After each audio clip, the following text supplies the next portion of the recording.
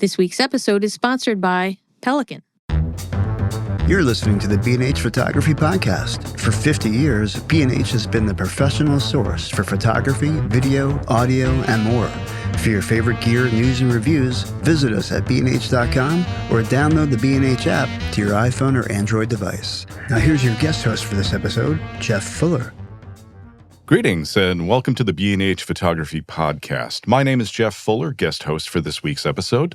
And I'm Jill Waterman. And don't be surprised if our audio engineer, Mike Weinstein, pops in with a question or a comment into the mix.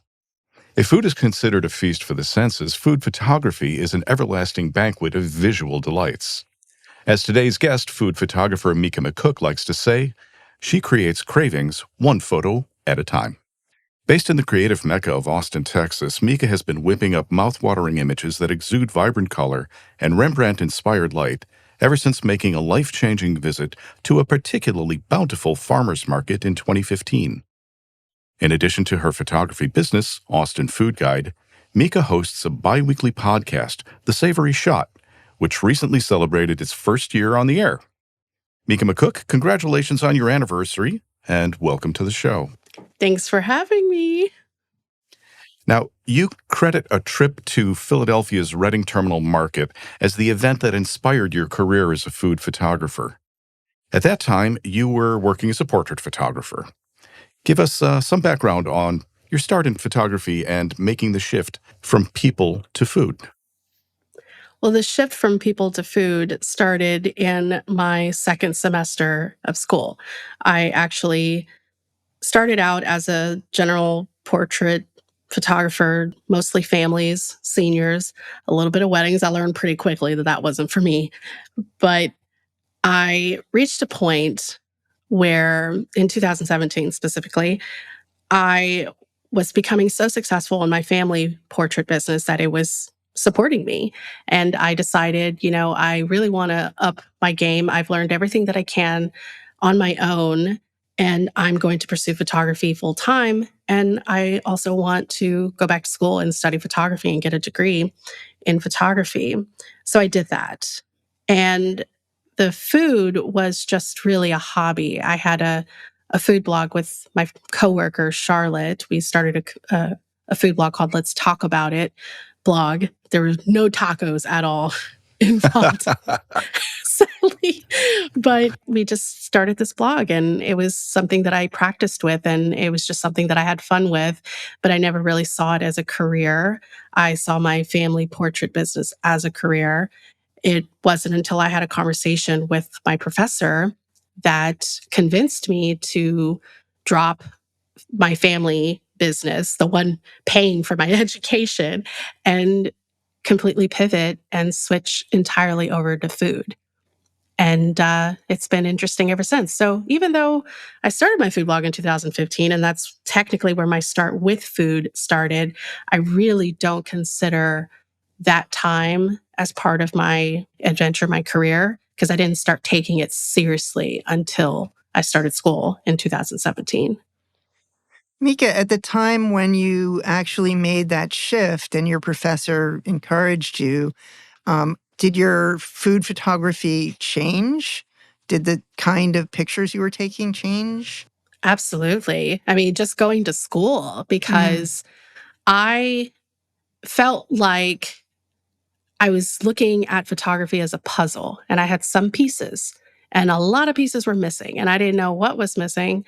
All I knew is that I'd look at other photographers' work that I admired, and I thought to myself, I want to create work like that. I want the feelings that I'm getting from looking at their work. I want to create work like that. And I feel like I've learned everything that I can on my own, and I need a mentor. I need someone to just show me the foundation, show me the basics, show me the rules. Now, I think that wedding photography is a very particular discipline, as is food photography, and they're very different. I don't think a lot of people appreciate that there's a lot that goes into those very, very different styles of imaging. It's an interesting pivot for you to transition from one to the other. Oh, for sure. What I loved about weddings was the variety. Every wedding was a different story, how the couples met, all that jazz. And food was just something I really enjoyed, but I didn't really see it as this storytelling thing. I saw it as, the influencers. You go to a restaurant, you see a pretty picture of a plate of food, and you're like, oh, huh, I guess I'll go buy some of that. But when I learned the foundations, the basics of photography, then that gave me the room to really be creative and really explore. And I feel like with weddings, I was just kind of thrown in the gauntlet there. Like I didn't know what I was doing. I knew that some people wanted to hire me. They wanted to pay me some money to photograph their wedding, and they knew what they were getting when they hired me because I was still very much a beginner. But if anything, weddings were great for me because my background is in theater and I'm very used to thinking on my feet. And that is really a lot of what a wedding photography is. You have to be able to make a very quick decision and be prepared for anything that could go wrong. Food photography was so different for me because I could control everything in my studio and I had the time to think through problems. I didn't have to have like 2 minutes to go to like, okay, how do I fix this? I could take my time with it. And I think having that safety, that comfort of being able to like work my way through problems really helped me find my style. But more than anything, I had to discover myself and not look at other photographers' work from a technical standpoint, but a feeling. And then really analyzing that feeling. Why do I feel this way when I look at this photo? What elements in this photo contribute to that feeling? That helped me, I think, be a lot more intentional and a lot more creative and explore things more than I did before. Because before I was just like trying to get the lighting right. Now I'm like trying to get the feeling right. Which brings me back to I'm intrigued by the trip to the Reading Terminal Market, which I've been to, and it is a mecca. It is an astounding Beautiful. place to be. A little piece of beef jerky on a free sample table sort of set me back on my heels, and it just really, really made me love the place. What was the aha moment there, or the aha dish of food that made you say, this is it. This is the feeling that you're trying to progress forward with? It was at the Amish breakfast stand. I love a good breakfast. That is Oh, baby. my meal of the day. And we sat in one of the stands, and it was a breakfast, diner type. And everything. The butter was like handmade. The pancakes were thick. The food, I ate everything in sight. And that usually doesn't happen. I'm a slow eater. I talk a lot. So, it's a running joke amongst my friends and family. Like they just wolf right through their food. And I'm like talking and talking and talking, take a bite. And then it'll take 3 years. If you let me, it'll take 3 years to finish a meal. But that meal, I did not talk to my husband. I was like a Marine. I was chowing down. And then right afterwards, my husband was like, do you want to go walk around? I said, no, I want to take a nap. I want to go to the hotel room and take a nap. And that's what we did. We went back to the hotel and we slept for like 2-3 hours. And then when we got up, I'm like, all right, let's go back to Reading Terminal. Okay, you're making me all kinds of jealous here. But now going from Philadelphia back to Texas, you're based in Texas. Yes. And your business food name, Austin Food Guy, celebrates the regional flavor of Texas. The name, though, sounds more like a cultural guide than a photography business. Tell me about your Yes. thought process in choosing the name and what kind of reception you've gotten from clients and the general public. So Austin Food Guide, honestly, did not start as a business. I was standing in the middle of Reading Terminal. Everything always comes back to Reading Terminal, but really, this is like home base for me, where it all starts. And when we started the food blog, Let's Talk About It, Charlotte and I, shout out to my friend Charlotte, uh, I wanted to get better at food photography. That's another thing about me. When I take on a project, I completely immerse myself into it. Everything I do is all about it. So I wanted this food blog to get better. I wanted the photos to do justice to the recipes. So I was practicing photography every chance. Every restaurant we went to, I would photograph it and I would post it on our Instagram. And it got to a point where it was confusing our followers. They're like, is this on the blog? Like, what's going on? What is this picture? So my friend Charlotte texted me and said, hey, boo, you cannot put any more restaurant photos on our Instagram. You're going to have to find somewhere else to park it. And while I'm texting her, I'm in like a book stand at Reading Terminal. And I had a book in my hand and it's called Philadelphia Food Guide.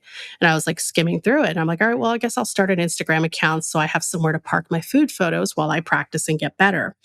And while I was thinking of a name, I looked at the book and I went, I wonder if Austin Food Guide's available. And it happened to be. Kismet. Wow. That's crazy. And I was like, this is gold. I'm stealing this and never letting it go. And I told my husband, he goes, buy the domain name right now. Like, that's a good name. Buy the domain name. So I did. And it took a couple of years, right around the time that I graduated in 2020. And I had this domain name. I didn't have anything to do with it. And I was getting to the point where I was about to graduate. And I'm like, okay, I need to build a brand. I need to do something with this. So I hired a branding agency and we turned Austin Food Guide into my photography business. The challenge, though, is that Austin Food Guide sounds like a food magazine. So I had to become the brand.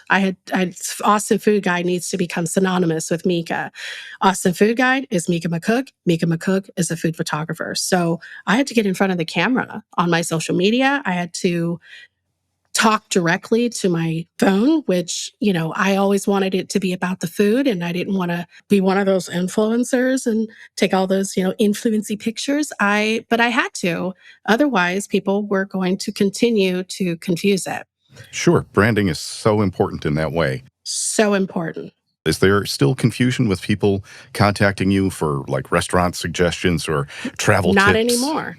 Not anymore. The branding definitely helped. But then I ran into a different kind of problem. The bigger the shoots, the more commercial clients, the art directors, the, art producers, they did not care for all of the copy on my website. Like they're like, boo, you need to like take all that crap down. Interesting. So I have my micamccook.com, and that's my commercial site. That's where it's a very condensed, very pared down version of what I do. And I send my commercial clients to that. Now, the brands that find me through Austin Food Guide, they're the brands who are coming up. And this is the first time that they have a budget to like rebrand the heck out of their food. And they need a little guidance to do that. So Austin Food Guide is very heavy on the copy. It's very much a hand-holding experience. These, brands are about to drop some money on me. So they need to know that I've got them and I'm going to take care of them. MicaMcCook.com, the people who find me there, they know I'm going to take care of them. Like they want the work to speak for itself. They don't have time to like read through all my copy. They don't have the time to like read through how it works. How it's going to work is how they tell me it's going to work. So they need to see my style and they need to know how to contact me. Those two things. So I have two very different websites and they serve two very different types of clients. Okay. So like smaller, younger businesses who kind of want to really, really stand out, play into that aspect of you. I note that one of the taglines for your business is crazy innovative. And you mentioned in your sites that you sometimes break with traditional photographic rules to get vibrant, fresh, and statement-making shots, which makes sense if you're trying to get away from the tried and true and the staid and traditional classic stuff that the big businesses and the bigger companies hold to. Something that's fresh, something that's different, something that's a little more Austin weird for that sort of indie clientele. Plays into that. What are your favorite rules to break, and how do you break them? One of my favorite rules. I don't know if it's a rule, but it's a little argument that I had with one of my professors. He was very happy that I graduated because I was bullheaded in class, and he's like, "Girl, get out of here! You're driving me crazy." But it's one of the rules that I love to break is causing tension when I photograph bowls. I like to crop the bowl out a little bit. So the bowl is kind of in the corner and it cuts out of the frame. And so it's not just the whole bowl itself. And he's like, you're breaking the rule of thirds. You need to pan it out a little. And I'm like, but I like that tension. I like that, that little break, and the food is just kind of bleeding into the corners. And I really like that. Another, and again, it's not really, I don't consider it a rule, but it was another feedback where he said that my photos were very punchy. That was the word he used. He said punchy. They're very saturated. I think a little too saturated. And at first I was like, oh my God, they're terrible. My photos, they're so saturated. And so I like pared it down, and I hated it. And I was like, I don't like this. I don't like this at all. And then I said, you know what? I like punchy actually. I'm gonna roll with this. I'm gonna do this. And so every time I'd turn in an assignment and he'd see them, just to drive him insane, I'd say, they're a little punchy, huh? He's like, when do you graduate again? Well, I think that makes so much sense because, you walk into a restaurant and you don't want beigey, blandy food. You want color that's going to talk to you from the plate. And your style is very hyper-realistic and has bold colors and intense textures. It's food with emotion.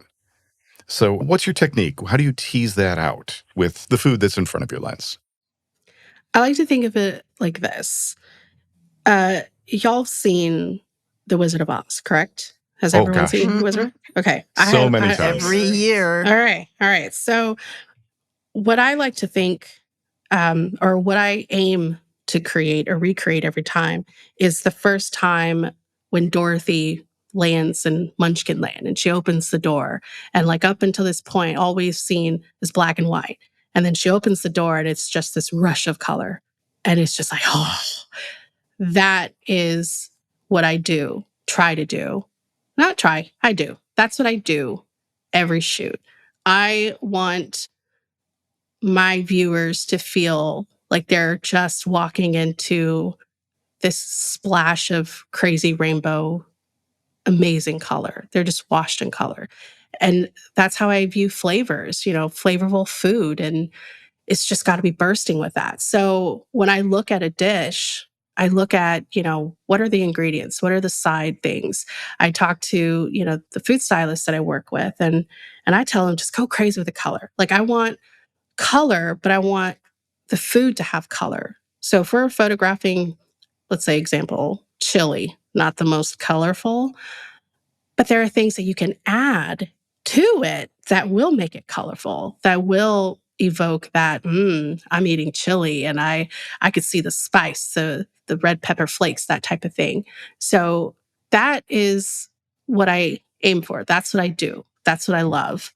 Just creating that moment of Dorothy walking into Munchkin Land.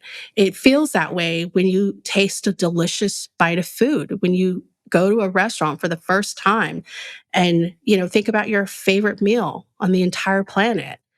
That first bite was like life-changing. It's the same thing for Dorothy walking into Munchkin Land. That was life-altering, life-changing for her. That is what I do, but visually. And that style shows up on your Instagram feed. You have a lot of photos that you call action shots, like strawberries and other fruits with glitter, cream puffs with flying sugar. And you comment that this is one of the most creative and effective ways to capture a viewer's attention. So what's the secret of conveying that sense of action in a still photograph? What's your secret? My secret is I watch cooking videos and I look at the action that's happening, the steam that's rising. There's actually a YouTube channel that I follow. It's called Peaceful Cuisine. Mm. And you watch it if you got like 30 minutes because homeboy takes his time. It's not one of those fast like videos where there's like some, kink, kink, kink, kink music in the background. No. He takes his time and he has two versions of the video. So he does like ASMR and it's just him cooking. And then he has like another version where there's like a light guitar or some kind of background music playing very lightly. But the idea is you hear all the sounds, you hear all the textures, you see all of that. You could the angles that he uses in his videos to show, the steam rising or him chopping. It's a beautiful channel to watch. And I could watch, and I have watched his videos all day long. Oh, And when yeah. I think about those textures and I think about the action that he's doing, I am envisioning in my own mind, how would I photograph this? If I were in his studio watching him do his work, how would I photograph this? And so every shoot that I do, I try at least to get one action shot of anything. If I'm photographing coffee beans, I'd love to get a shot of maybe a cascade of coffee beans falling. You got to be fast with the shutter speed for that one. But the action of something, I think, connects so much more than just a still life. When you see, I'm gonna use coffee again as an example. When you see a hot cup of coffee and you see that steam in, Mhm. rising up, that just makes you go, man, I would love a cup of coffee right now. And you think Oh, back to maybe yeah. one of your favorite cups of coffee or something. Oh, yeah. Or when you see powdered sugar dusting on your favorite pastry and you think back to a pastry shop that you visited and you're like, oh man, I could really go for a croissant right now or for a cannoli right now. Like I could really do that right now. It's just the action that makes you think back to a moment of another meal that you had. And we operate based on memories. Mhm. Memories are what moves us. So anything that can move us and remind us of a memory is much more keen to making us like try something new. That's why they're like, have you seen this movie? It's like this other movie. Do you like that movie? Then you'll like this movie. it's very similar to that. So I like to have action in my shots because it just tags those memories, Oh, you sure. know? I mean, they're just also fun to do. I love action shots. I struggled so much in college when I was in photography school to do action shots, like photographing steam. I don't know why I struggled with it, but I did. So now that I've mastered it, it's all I want to do. It's the seemingly simple stuff that is maddeningly, surprisingly difficult to pull off sometimes. But we know that you're a big fan of collaborating and building your community with your podcast and with other things that you do in your website. And in terms of, watching videos on YouTube, and I do it also, I do it all the time, watching cooks and just, becoming better at trying to learn how to cook, or as I always called it, damaging food is my level of cooking skills. And the chef that you watch, how do you collaborate with your stylist or your chefs? And when you're working with others, what part do you play in the food preparation? And also, who would you like to collaborate with in doing this? Those are great questions. First of all, I want to say that I am only as strong as my team. My expertise is in lighting, photography. That's my jam. My food stylists, their expertise is taking my ideas and elevating them. That's their jam. And I tell them what I want and I take a step back and I let them do it. And if I want them to move something here and there, maybe I'll ask them to do that. But, everyone on the team has something to offer. And so I'm not one of those, like, I'm not a super controlling person. Teamwork makes the dream work and everyone's ideas are valid. And so at the end of every shoot, I say, we did it because we really did do it. And I think that stems a lot from my background in theater. We all offer something. The actors aren't going to light themselves on stage. They're not going to build their costumes. They're not going to put the makeup on. They're not going to direct it. I am the director of this shoot, and my client is my audience. And I'm manning the ship. I'm directing this and guiding this, but I'm letting everyone do what they do best and telling them, this is what I want. This is what I envision. I trust that you will make this happen. And they've never failed me.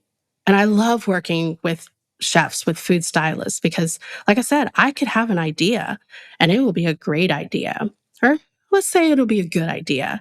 And I tell it to my food stylist and they'll turn it into a phenomenal idea. And I'll be like, oh my God, this is so much more than what I envisioned. Like, this is beyond what I envisioned. And so I just love being able to work together with the team and like seeing how much higher can we take this great idea that we started off with and then elevate it, elevate it, elevate it.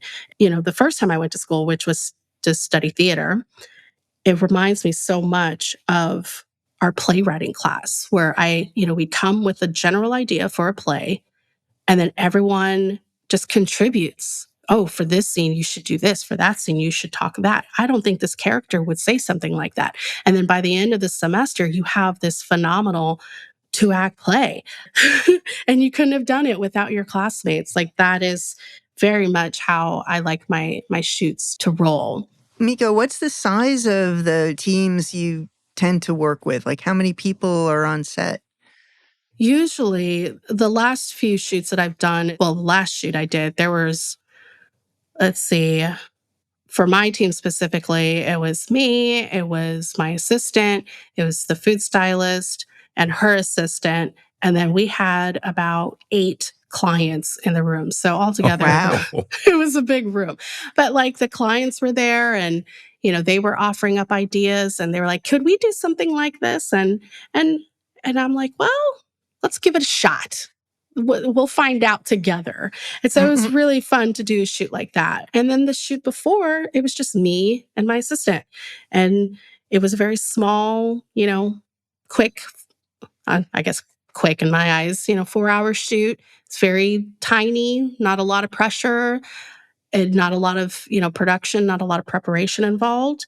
And then the shoot before then, I did a cookbook shoot and it was me, my food stylist, her assistant, my assistant, and then I had a second assistant. And then it was just the client by herself. She self-published the cookbook and she was in the kitchen, helping prepare some of the food too. So it really varies on, well, really just budget. Tell me what your budget is, and this is what I Yeah. can do with that budget. So sometimes I have a luxury of hiring a giant team, and sometimes I have the luxury of hiring one person. And are you working out of your own studio or are you renting spaces? For the smaller brands, we shoot here in my home studio. I have an office. It's about almost 500 square feet. So we do the shoots here. But if it's for a bigger production, I definitely rent out a studio for the day. There's a studio down the street from my house, and they have like a full kitchen. And so I do all my big shoots there, and it's Oh, just nice. easier. My husband and I are actually planning on building a studio in our backyard. We're going to have like an ADU, and it's going to be fully custom. It's going to be about the size of what my office is right now. And so once that is built and happens, then I plan to do all the shoots there. Unless the clients are like, no, we need like a much bigger space than the one you have. Then in that case, yes, I will continue to rent out a studio space. But it really depends. Like the smaller brands, they don't have the budget to rent out a whole studio, and they are fine with coming over to my office. And I have my kitchen. Thankfully, my husband and I, we don't have kids. We don't want kids. And so he works in an office. So when I have clients over here, I literally have the whole house. So it's because of that I can do it that way. But I know it's not the case for a lot of people. But because I have 2 dogs and I can put them in a kennel for the day or have them in the room, like there's a way to make it work. But most of them don't mind coming over to the house. And if anything, it takes the pressure off of doing this big shoot for, their rebrand. It's a nice way to show that, hey, I'm a human. I have a home. Come to my home. It's a more personal, Oh, yeah. connection. Oh, yeah. So the clients you work with, do they tend to be mostly local, regional, or do you have a mix with national brands? I'm more regional these days. I started out very local. super local, like Austin local. Mm-hmm. But as I've picked up more work and I'm making more connections, I'm getting more clients that are outside of Austin and outside of Texas. Ironically, when the pandemic started, I mean, all the local shoots that I had booked here in Austin were just out. It was out. It was really rough. And I panicked and I was very scared. But then I, started getting a lot of inquiries from food brands, and they're like, we can send you our brand, or you could go to the grocery store and buy it and we'll reimburse you for it. And so that is how I really found my way back into the studio, because I at first really just wanted to work with restaurants, and that's all I wanted to do. I spent a lot of my working years in an office, and I'm like, I don't want to be in the same place all the time ever again. I want to be somewhere different. And restaurant photography allows me to do that. But I have found that I really love being in the studio and having control of my domain, and I get to work with different brands. So that's where the variety comes in. So I found that in its place. So it's very funny how things work out in the end. Yeah, for sure. Now, as we mentioned in our intro, you've just celebrated a year of hosting your very own podcast, The Savory Shot. What effect has this podcast had on your photographic vision or your work as a food photographer? Oh, man. I'm so proud of The Savory Shot and everything that it's accomplished so far and the community that I'm building with it.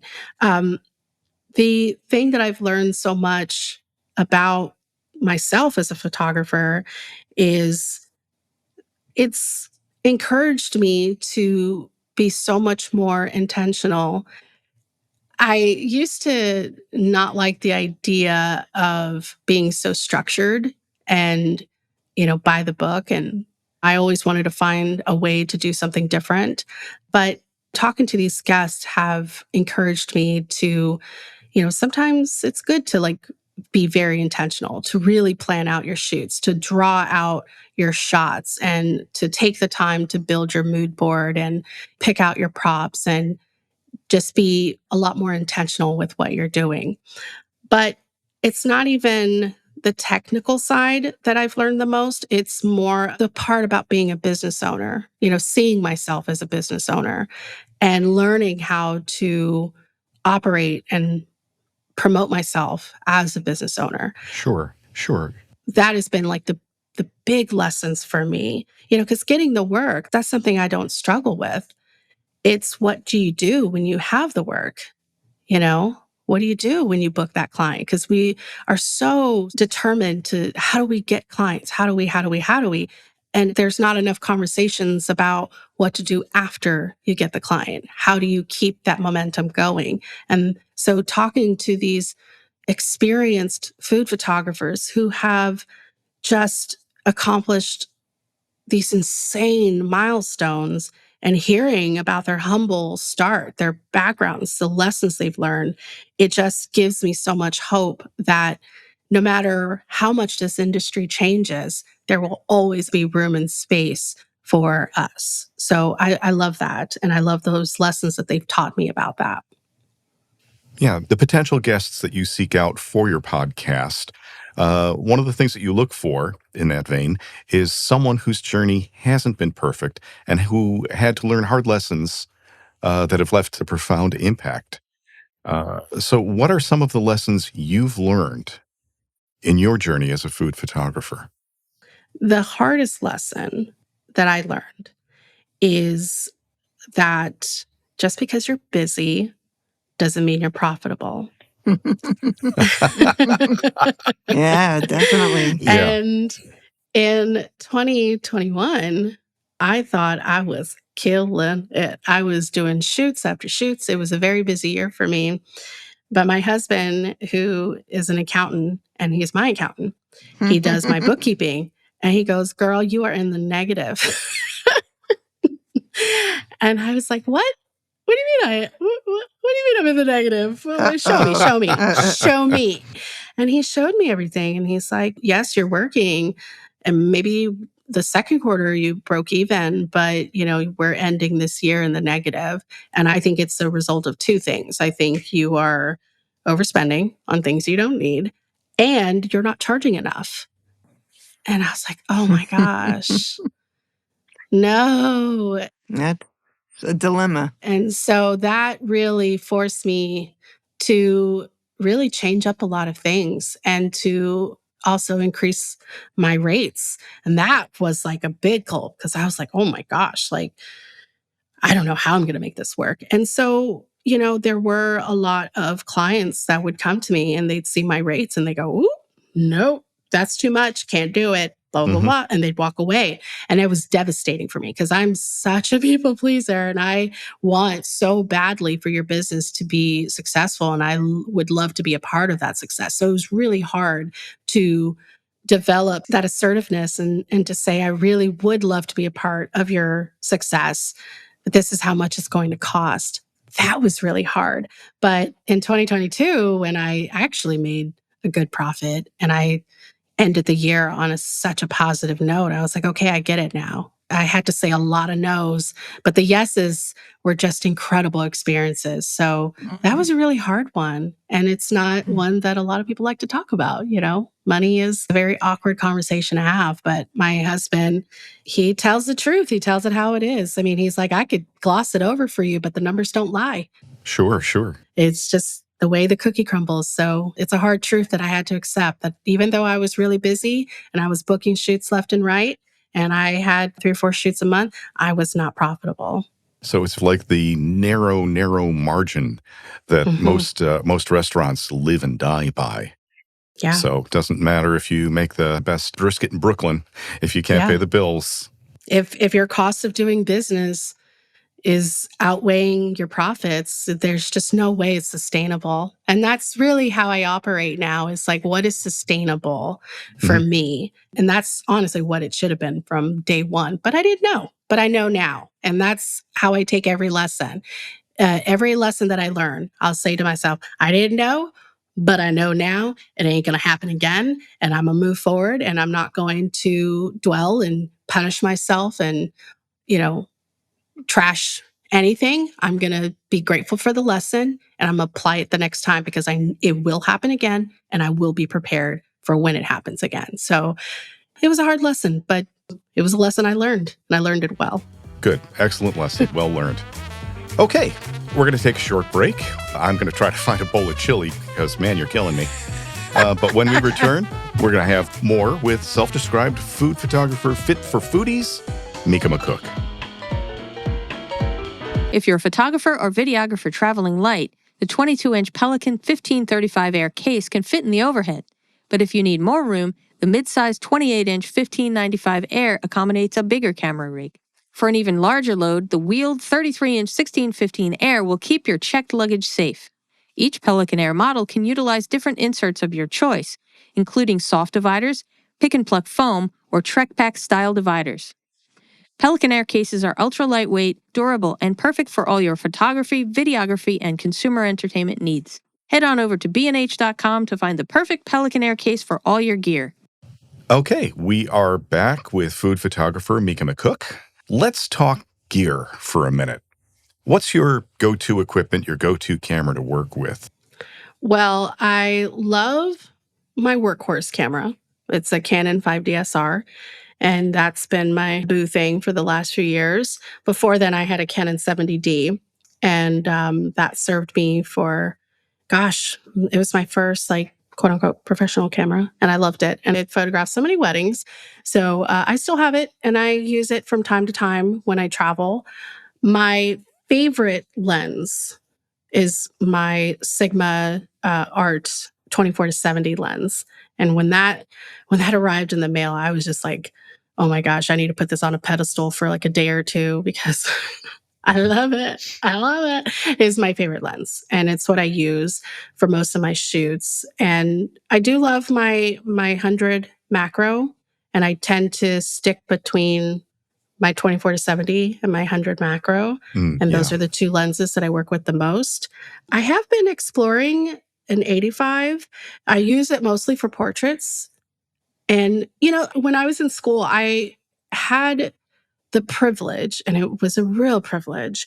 They had an equipment room And they had everything, all the lenses, all the strobes, all that jazz. And Nice. one of our professors was like, look, it's part of your tuition. So take full advantage. Before you go buy a lens, before you go spend all the money, check it out here and use it for an assignment, for a test shoot or whatever, and then make the investment. And he told us that when you're thinking about getting a lens, if you find yourself renting it on multiple occasions, then it might be time to invest. Don't go and spend, $5,000, $3,000 on a lens that you're not really going to use all that often. Like I was obsessed with the tilt shift lens and I was like, I really want to buy it. And I'm like, this is like $2,500. Like this is going to be an investment. And I really thought about it. I'm like, when am I ever really going to use a tilt shift? Like, where am I going to find myself? Because it's manual focus. Like, it's not something I can just take out with me. So when am I ever really going to use it? And so I rent it every so often. It's not something I'm willing to spend the money on. No, that's kind of a problem-solving unitasker. The versatility is where you want your dollars to go. Your professor makes a very good point on what he said. Oh, for sure. So when I was in school, I checked out every lens and I got a feel and a vibe for what I planned to spend my money on. And really, I thought I was just going to have like this library of lenses. Like you're going to walk in and it's just like I thought I was going to have a lens cellar, like just rows and rows of lenses. But I've learned over the years, like I use 2 lenses, maybe 3 if I am feeling a little adventurous. But I like my 24-70. I like my macro, and that's really it. And when I shot weddings, same thing. I used the 24-70 on one camera, and then I had the 70-200. I've learned over the years that I don't need to have all these lenses. What are the ones that are going to help me get the job done a lot faster? And now for food photography, those lenses. That's it. And as far as like depth of field goes, when I'm out and about in like natural lighting, I love very shallow depth of field. Like the more bokeh, I'm like, yeah, even if, it probably shouldn't count for it. That was one of my feedbacks. It's like, why do you have an f-stop of 2.0 on this brownie? Like, we need the whole brownie in focus, Mica. And I'm like, I don't know. It's just beautiful. And I like it. And it's like, yeah, but we only see the corner of the brownie. Like, you gotta open it up a little.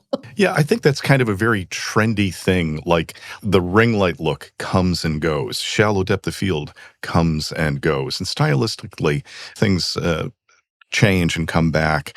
I think right now there is such an explosion of very wide aperture lenses that can achieve that beautiful bokeh-y look that a lot of photographers start to gravitate towards. But I also think, I'm with you. I like some shallow depth of field. I mean, if I can see a third of a brownie, my brain can say, that is a brownie. I don't know. It's like, oh, is that a Buick Regal? No, it's still a brownie. You see the edge and then you imagine the rest of it. Yeah, and that's where the salivary glands kick in. It's a beautiful thing. If anything, I just see it as a target of where the first bite is going to go. I'm like, that's bite 1 right there. That's all I need in focus is that first bite. In the studio, especially as I do more flat lays where there's more of a shot, like instead of one dish, it's a whole spread of several dishes. That seems to also be a trend. A lot of the small brands that hire me, they want to photograph everything that's on their menu, but they just don't have the budget to do individual shots. So a workaround that is, let's do a flat lay and have all your dishes and we'll just do big old dinner scene. So situations like that, I had to bump up the f-stop to f16 or f8 or 11. I'm like, oh my gosh, this is too much. I can't. It's too in focus. I can't handle this pressure. So one of the hallmarks of your style, one of your specialties is Rembrandt-esque lighting. So we've talked about camera. Let's talk about lighting. What is your go-to lighting gear and your most essential lighting tips? I love my Westcott strobe. It's a Westcott FJ400. And I recently acquired a second one, so that's fun. And I love using this giant scrim that I have, and it allows me to get that very soft light. And then for fill, I like to use another strobes because I like to combine the hard light and the loveliness of Rembrandt lighting, the dramatic soft lighting. But really, a lot of it is how much shadow can I create in this situation? Last year, specifically, I started to explore different ways of creating drama. Dark shadows, very moody, like that's all Rembrandt. And I love that. But I wanted to explore how can I create drama in other situations? What makes a photo dramatic? And so I've been exploring a lot of that. But as far as like equipment goes, I like to keep it pretty pared down. At the most, I will use 3 lights, and I like to use a lot of bounce cards. I mean, I feel like I've supplied Office Depot, like they could just make money off of me for the rest of their lives because I just buy black and white cards. And, I did it that way mainly because when I started, I did not have the funds to like go and spend a bunch of money on different reflectors. I'm like, I got foil. I can glue foil on this postcard and there you go. There's a reflector. And that's worked for me over the years. I mean, it's not realistic that I can just go and drop hundreds of dollars on equipment when I can find something that does the job that I needed to do for a fraction of the cost. And that's so funny that I'm saying that when just earlier I was like, I'm in the negative, but I'm spending money on stupid stuff that I don't need. But yeah, with my equipment, it's very much just my strobes and my white cards. They're everywhere. Like you go and it looks like one of those mazes, and it's just little white cards. And I have variety of sizes. I use the giant poster board white cards, and I cut little small ones so I can just do little spots here and there. And they're all from Home Depot. So, Mica, I'm curious. You mentioned that you had a background in theater. Has Yes. that background influenced your lighting style? Was there Oh, stuff that you learned in your studies in theater that you've taken into food photography? absolutely. I mean, I like to describe my photography as a culinary performance. I mean, Hmm. that's what I recreate in my shoots. Like, this is a show, and lighting had so much to do with it. I took a lighting class in college and I failed it horribly. And it was a software. I mean, it just did not work for me. But what Hmm. did work for me was the emotion that I wanted to capture, the feeling, all of that. Yeah, theater totally has big, huge influence on how I light things, how I look at things visually. But really, though, more than anything, what has had the most impact on me, lighting wise, has been looking at classic art and Hmm. studying, like Velasquez and obviously Rembrandt and 17th century Dutch paintings, and going to fine art museums and just looking at the light and thinking about, what am I looking at? What do I feel in this moment? And what's contributing to that feeling? That really changed so much for me, lighting wise, and the type of emotion I wanted to capture. Yeah, and your attitude about it doesn't need to be an expensive modifier, just so long as it's giving you the control that you need, that you envision in the image you're trying to create. And in that vein, in a recent Instagram post, you talk about a trip to Galveston. We're going to jump back to cameras here for a second, where you left your professional equipment at home and instead took along a paper shoot camera, which operates like a disposable camera and only lets you view the images when uploaded to the computer at the end of the day, so you don't see it while you're shooting it, as we're all so used. So what was the effect that this had on the pictures you took that day? And what did you discover that day that continues on into your subsequent work? First of all, that trip was one of the most frustrating trips in the world because that paper shoot camera, it really is like a disposable camera. And it was so frustrating at first. At the end of the trip, it was fine. But at first, it was so frustrating because I didn't know right away if I got a good shot. And there's no viewfinder, there's nothing. It really is a snap and that's it. It's a very simple thing that forced me to really pay attention to the lighting, to the shadow. I would look at my surroundings before I'd pull my camera out and I'd see like a shadow and I go, ooh, I like that. And I'd take a moment and I'd walk around a little bit. Like I had to be very sure that the shot that I wanted, I was getting. And at the end of the day, it was like a kid in a candy store. Like I'm opening presents on Christmas Day. Like I'd put that SD card in my computer and I'd take a look at all the photos that I got that day. And it was wonderful because it felt like I just relived all of that. It was wonderful. And then there were some shots where I thought I got something and it was not at all what I thought I got. And it just made me laugh so hard. I was like, oh, this looks terrible. What the heck was I thinking at this moment? And that instant gratification I didn't get. That was so frustrating.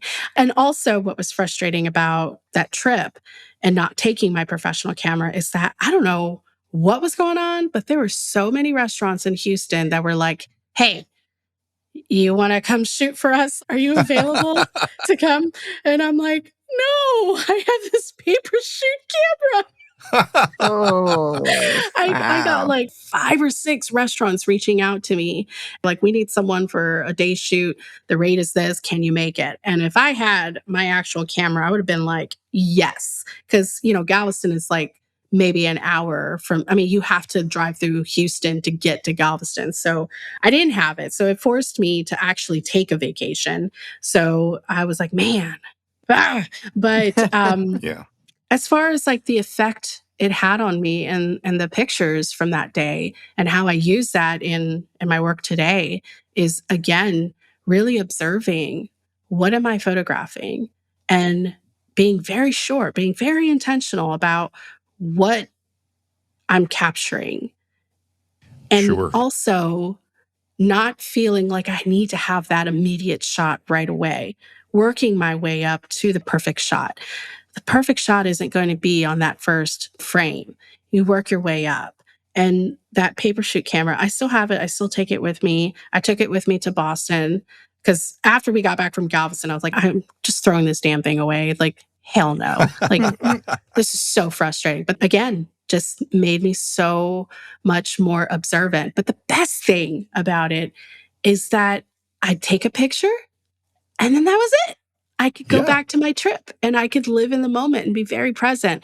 And I noticed that when I have my DSLR with me, the first thing I do is I look at the viewfinder and I go, oh, well, let me try that again, but let me bring it down to this or whatever. Like I just become a photographer and I'm not really in the moment and being present. And so like a whole day would go by and I'd be like, I don't really remember what I did that day. But the paper shoot camera was wonderful because I do remember what I did that day. And I do remember that moment and it was beautiful. So it's pros and cons. It's definitely frustrating as a photographer, but it is wonderful as a person with experiences and memories and things to take with me. That makes perfect sense. So I'm going to jump a different lane here. What is your favorite type of food to photograph? And what's the most challenging thing that you shoot? That is such a great question. My favorite thing to photograph, ironically, is not food. It's beverages. Oh, Okay. all right. I love a good cocktail. But if I had to pick a food, I love photographing barbecue. That is like, it's my favorite food to eat on the planet. But I Said don't the like Texas to. girl, yeah. Oh, absolutely. I don't like to photograph the finished dish. I like to photograph them chopping the brisket. I like to photograph them, putting the meat in the smoker, the preparation, the finished product. Barbecue is really hard to make look appetizing because it's, brown and there's not a lot of color to it. And the thing that's hard for me to photograph, and I hope if there are any hot dog companies out there that they never hire me because I do not like photographing chili dogs, hot dogs, anything like that. Corn dogs, no. Just no. What am I supposed to do with that? No. So Yeah. if any hot dog companies are listening to this, I didn't mean any of that. You guys can call me after all. Wow. Okay. But yeah, I really don't like photographing chili dogs. I did it for an assignment once, and thankfully it was a test shoot. It was a class assignment, so there was no money involved. Okay. Got it. But you mentioned that you like not the moment of the finished piece, but the process and the cooking, which Yes. leads me to wonder, are you much of a cook yourself? Oh no, I And burn water if you let me. oh dear. Oh dear. Whoops. I need very specific, detailed instructions. I'm actually a wonderful baker. And the reason why I'm a wonderful baker is because there's no room for experimentation. You either put 1 teaspoon of baking powder or your thing is going to explode in the oven. Like, those are your choices. Do you want a solid dish or do you want it all over your oven? And that's why I thrive as a baker. There's no salt to taste, none of that. Like, I can't handle that. So there's very specific instructions. The funny thing with our blog, Let's Talk About It, we knew we had a great recipe when I could cook it. If I can cook it, other people can cook it. So Charlotte would send me the recipe and I'd cook it at home. And then I would call her in a state of panic. And I'm like, I don't know what this means. So if I can cook it, everyone else can cook it. But I'm a wonderful baker. So Yeah. I take pride in that. Well, that's the old saying, cooking is art, baking is science. So I think you're in a good place. with that. Baking I is a think wonderful so. thing. I think so. I mean, there's really no. I tried to make an egg drop soup once and I used apple pie spice because it had ginger in it. And I didn't think about all the Yikes. other things that are in apple pie spice. And so I called Charlotte. I call Charlotte so many times when it comes to cooking. And I'm like, I'm trying to make egg drop soup and I put apple pie spice. And I actually texted her this and she called me. And when I picked up the phone, all I heard was laughter. And for like 2 minutes straight, she was just laughing so hard. She's like, you did not do that. And I go, I did. And then I'm like, you know what? I'm going to hang up with you, Charlotte, because I'm going to get back to my apple pie egg drop soup. And we hung up the phone. And then like 5 minutes later, she called me back and it's still just laughter. And she's like, I'm still laughing. It's like, why would you put apple pie spice for egg drop soup? drop And I was like, soup. because it had ginger. I don't have ground ginger. And she's like, oh my God.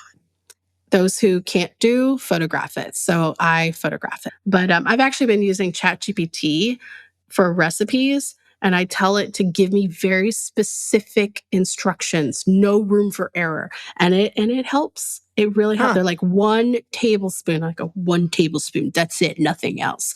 I would not survive in the apocalypse because I can't cook. Well, Wow. we're glad you're surviving here. And speaking of surviving, and even beyond that, you recently announced that you've been accepted into the 2023 mentorship program at Apostrophe Reps. Congratulations on that. Thank you. So can you tell us about that? Tell us the story, how you learned about the program, and what does the submission entail? I learned of this program through another food photographer based in Dallas, Texas, Brittany Connerly. Shout out. She's doing amazing things. And I was up for a cookbook shoot. This was my first big shoot for a celebrity chef. And I did not know how to build this. And I was freaking out. And I reached out to her and she gave me some great advice. And we got to talking about learning all the ins and outs of the business and everything. And I asked her, where have you learned all of this? You know so much, and I'm so grateful for your advice. And she told me about the Apostrophe Rep mentorship program that she was a part of. And she recommended that I apply the following year when it opens up again. And so I did. You fill out a form and you submit your work. And it's a very in-depth questionnaire. Like, they asked very deep, very in-depth questions. And I just poured my heart. I said, what I'm feeling, what I want, what I'm struggling with, what I hope to get out of it. And it's such a great mentorship program. It's geared towards BIPOC, Black, Indigenous, people of color photographers. And they teach you the business side of commercial photography. They teach you how to build treatments, how to build decks, who you're contacting, who you're reaching out to, how to promote yourself. And you have an individual mentor that you can reach out to at any time. They also push your work out to their roster, to their clients, to their contacts, their networks. It's a great, wonderful opportunity to be a part of it. And it was a little bit intense, the picking process. You fill out the application, they cull through everybody, and they interview the top picks. And then from there, they make their decisions. And so I just said, you know what? I'm going to put my heart into this. I'm going to be totally transparent. And if I'm chosen for this program, I'm going to take full advantage of it. And so it's been so great so far. And I've learned so much from the reps and the mentees and the mentors. It's just such a great opportunity. And I highly recommend that anyone who is BIPOC to please go apply. This is such a great program. And just mentorship in general. There are photographers who want you to succeed and they want to be a part of that success and they want to pass the torch. That's how this business stays alive, by sharing what you've learned over the years to people coming into this industry. So I love it. And I'm very thankful and grateful that I'm a part of it. That's wonderful. Yeah. That is just wonderful. We recently did a podcast on the ASMP's Bridge mentorship program, which has just started up. I don't know. I think the deadline's probably passed for this summer, but they started in New York and now they're both in New York and LA for this year's program. That's another great mentorship program that people should know about. But how many mentees? What's the final cut? Well, there were over 300 photographers who applied. Wow. And out of the 300, 9 of us were chosen. That's great. Wow. Congratulations yes. So again. It's just, thank you. Thank you. And it's man, really awesome. Everybody's just been great. And I'm learning so much, the business side, the commercial business side. I mean, I've picked up a few things over the years, but again, it's like looking at a puzzle and there's a few pieces missing. And this is filling in those gaps for me. So it's a great opportunity. I know that Women in Photography, they have a mentorship program. Mm-hmm. There's just lots of organizations that really want people to succeed, especially photographers coming into the industry. There are too many, I call them predatory clients, and they take advantage of photographers who don't know any better. They've got the skills, but they don't have the experience to know when they're being taken advantage of. And they just think this is the norm because they have no one else telling them, hey, this is not the standard. You are being taken advantage of. So I'm glad that organizations like this exist to protect new photographers. That's why I started the podcast. I don't want photographers to be taken advantage of. I want to help protect newbies coming in. That's great. So, Mica, do you have an idea or a vision for where you see yourself after this mentorship program and say in the next 5 years? What are you hoping your future will be? Well, I want to photograph for Celebrity Chef. That is my tower. And Texas Monthly, I would love to photograph their front cover. That's the Texan in me. Like, I need that to happen. So I see that happening in 5 years.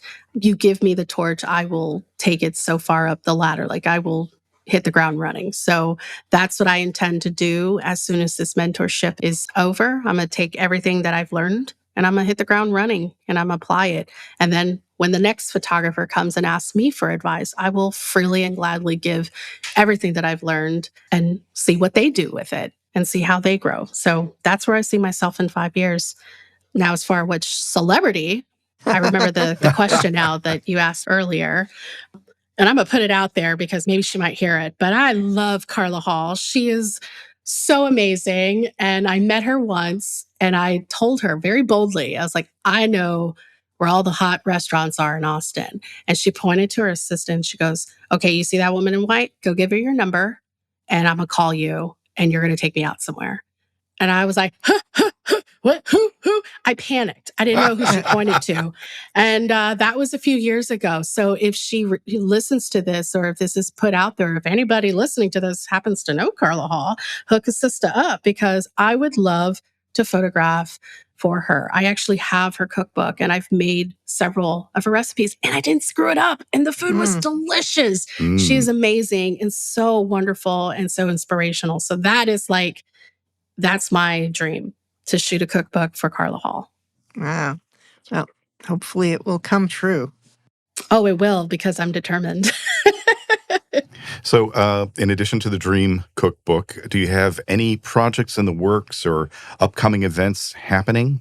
Not this year. Last year, I was very busy.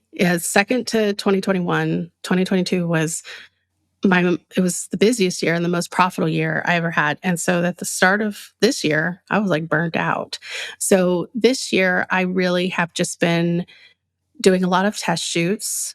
I've got the mentorship going on, and that's really exciting. I'm growing the podcast and interviewing amazing photographers. I just had Petty De Los Santos, who's like my photography.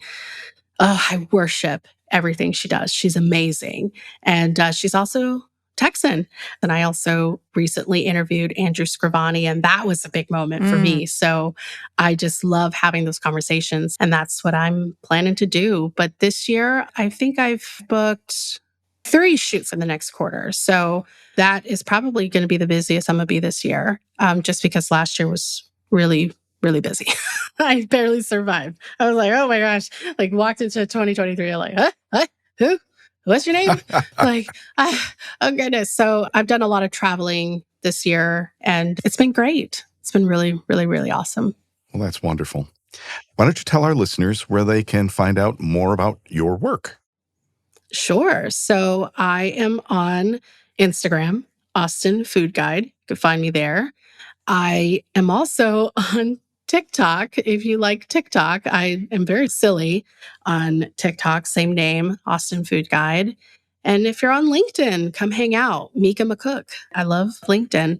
If you want to see my full website, it's austinfoodguide.com. If you want to see my commercial site, it's my first and last name.com. So micamccook.com. But come hang with me on Instagram because I spend a lot of time there. Okay, I'm sure I will. And I hope everyone else listening who's interested in Austin and food photography and all those fun things that you do will do as well.